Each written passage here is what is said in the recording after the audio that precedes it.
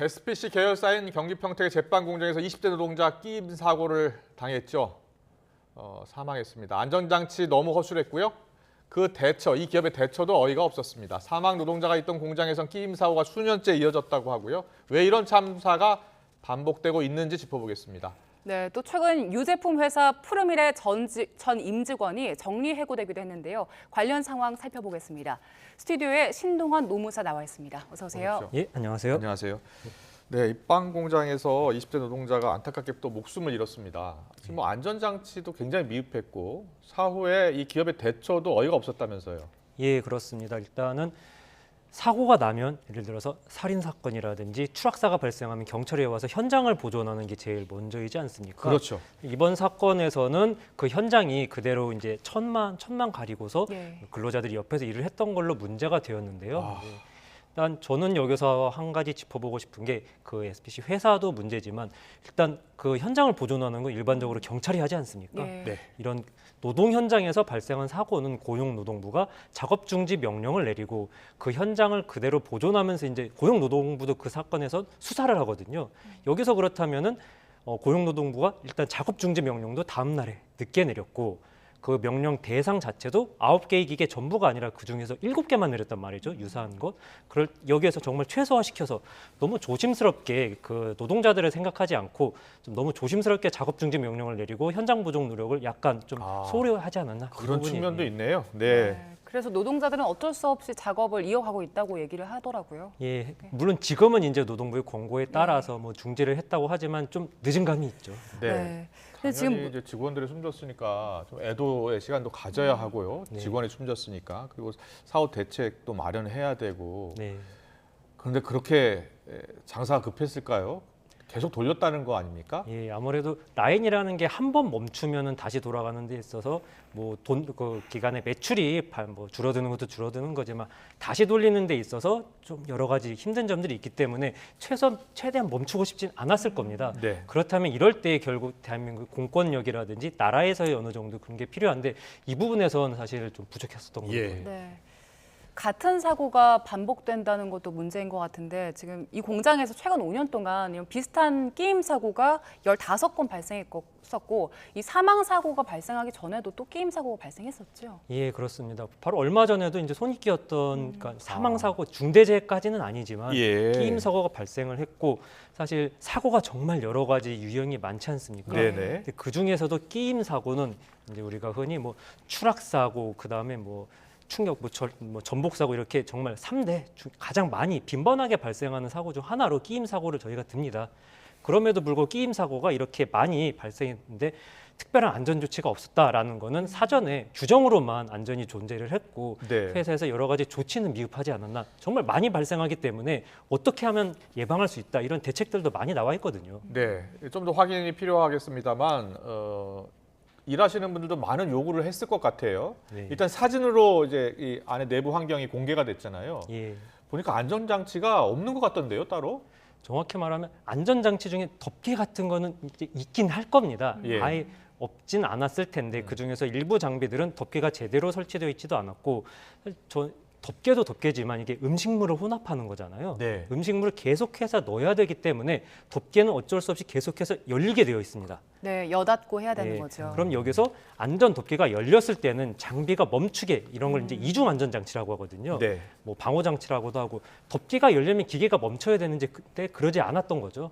네. 자동 방호 장치가 없었던 사고입니다. 그런 그렇군요. 자동 예. 방호 장치나 안전 덮개 같은 건 설치하는 게 의무인가요? 정확히 덮개 같은 경우는 제조할 때는 설치를 해서 설치했다라고 신고를 해야 되는데 현재로서는 사용하고 있는 공장이라든지 뭐 그런 데서 사용자들이 뭐 덮개가 남아 있습니다. 제대로 되어 있습니다. 이런 거를 뭐 그런 의무는 자율안전점검이라고 해서 있기는 한데 그게 법적으로 꼭 완전히 명시화되어 있지는 않습니다. 네. 이런 확실한 대책 나와야 될 것 같은데 노무사님, 이 네. 2인 1조 근무 규정 네. 이것도 지키지 않았다는 이야기가 있는데 맞습니까? 일단 규정상으로는 되어 있는데 사고가 났을 때는 어쨌든 한 명에서 일을 하고 있었던 건 확실하지 않습니까? 네. 2인 1조 규정이 되어 있다 하더라도 그렇다면 한 명이 자리를 비울 때는 아예 작업이 중지가 된다든지 그런 식의 것이 된다든지 여하튼 간에 2인 1조가 실질적으로 이루어지도록 되어 있어야 되는데 네. 그 규정이 지켜져야 됐는지도 좀 의문이고요. 지금 뭐 공개되어 있는 뭐 SNS라든지 그런 걸로 보면은 실제로는 지켜지지 않았을 가능성이 높아 보이죠. 네. 네. 지금까지 밝혀진 바로는 이 기업이 일단 중대재해처벌법 적용 대상이긴 하잖아요. 예, 맞습니다. 이 법을 위반한 것들이 지금 나온 게 있습니까? 일단 수사를 해봐야 될 것 같습니다. 뭐 2인 1조 규정 같은 거는 사실 중대재해처벌법과 크게 연관이 있을 것 같지는 않습니다. 예. 그 규정이 있느냐 없느냐 이걸 가지고서 뭐 중대재해처벌법 위반 대상이다 아니다라고는 볼 수 없고 예. 그렇다면 실질적으로 얼마만큼의 안전 관련된 예산을 투입을 했고 법에서 규정한 산업안전보건법을 얼마나 지켰는지 이런 걸 봐야 될 것 같은데 미흡해 보이는 거는 중대재해처벌법도 그렇고 산업안전보건법도 그렇고 이제 지금까지는 안전에 관한 조치들이 대부분 회사에서 일방적으로 해서 실질적인 위험 포인트를 못 잡았거든요. 네. 그래서 법에서는 근로자들, 노동자들의 목소리도 건의도 듣고 그런 게 같이 처리될 수 있는 프로세스를 만들어라라는 게 중대처벌법 시행령에도 들어와 있습니다. 예. 네. 이런 게 얼마나 근로자들의 목소리가 들어갔는지 여기에 있어서는 아직 많이 부족했을 거라 보입니다. 근로자의 목소리, 근로자의 여러 가지 인권 다 감싸주고 보호해줘야 될 회사 이야기 지금 하고 있는데 그런 회사가 많아야 될 텐데 이 SPC 계열 공장뿐 아니라 지금 푸르밀이라는 회사 논란이 되고 있습니다. 이미 이제 뭐 언론을 통해서 많이 공개가 됐는데요. 우리가 흔히 이제 뭐 가나초코, 뭐 비피더스 이런 거 예. 만드는 회사인데 이 회사가 돌연 지금 사업을 정리한다고 하면서요. 개개인별로 해고 통지를 했습니다. 어떤 내용인지 잠깐 노조위원장의 말을 듣고서 이야기 더 나누겠습니다. 개개인별로 뭐 해고 통지를 받은 것도 아니고 단지 공고문 한 장 게시판에 붙어 있는 거 그거 하나로 전 직원을 해고하겠다. 근데 거기에도 사업 종료로 돼 있지 이게 폐업도 아니고 청산 절차도 아닙니다. 법인이 살아있는 상태에서 직원들만 해고한다는 내용인데 이것 또한 기업을 운영하는 사람들이 기본적으로 단순간에 회사를 접습니까? 지금 프로밀 직원분들이나 대리점 같은 경우에는 날벼락일 것 같아요. 네. 50일도 안 돼서 지금 이렇게 해고 통보를 받은 거죠. 그렇죠. 이제 다음 달 말이라고 했으니까 대략 40일 정도 네. 남았다고 보시면 될 것 같습니다. 이래도 되는 거예요?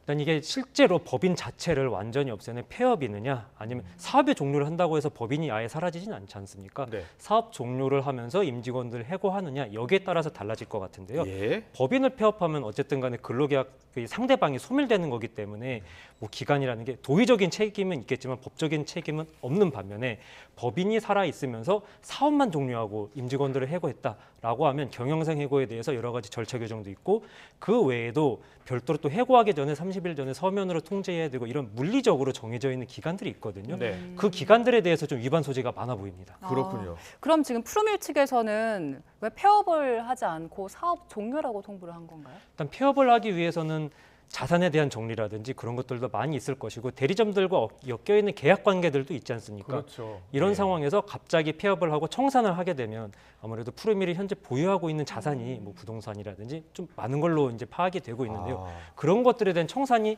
바로 이제 들어올 수 있기 때문에 예. 사업은 종료하면서도 법인은 유지시키고 또 세금 관련된 것들도 있고 그런 걸로 파악이 되고 자, 있습니다. 근데 왜 이렇게 급하게 한 거죠? 일단 지금 사실 왜 이렇게 급하게 했는지는 아직 아무도 모르는 상황이죠. 이제 뭐 임금이 문제가 있는지 그런 건 좀 더 살펴봐야 될 것 같은데 좀 노무사로 보기에도 이렇게 급하게 해야만 했는지 의문입니다. 충분히 좀 더 노사 간에 협의할 수 있는 기간도 가질 수 있었고 사전에도 가질 수 있었던 걸로 보이고 적자의 규모도 자산에 비해서는 어느 정도 협의할 정도의 시간은 가질 수 있어 보였는데 너무 급하게 한 거에 대해서 의문입니다. 네, 이거 직원들의 생존권이 달린 문제입니다. 직원들이 어떻게 대처해야 되는 겁니까?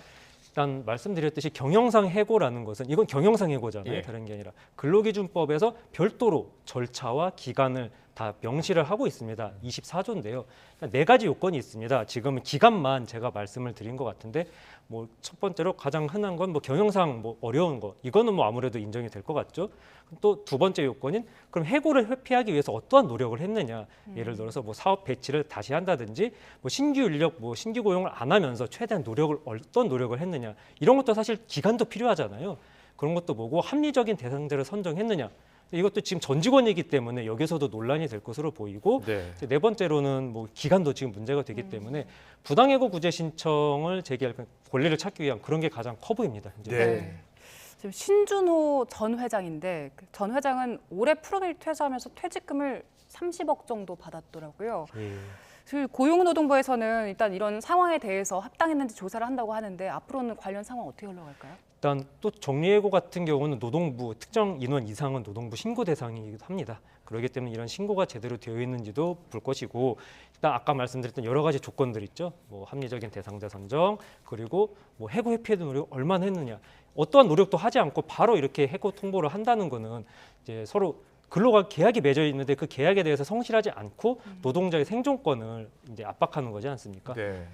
그래서 이제 노동자들 같은 경우는 당연히 부당해고 구제 신청으로 가야 될 것이고 이런 때에 있어서는 당연히 아까 말씀드린 4가지 요건이 사실 네. 근로자들이 입증하기가 개인이라면 쉽지가 않습니다. 그러니까요. 예.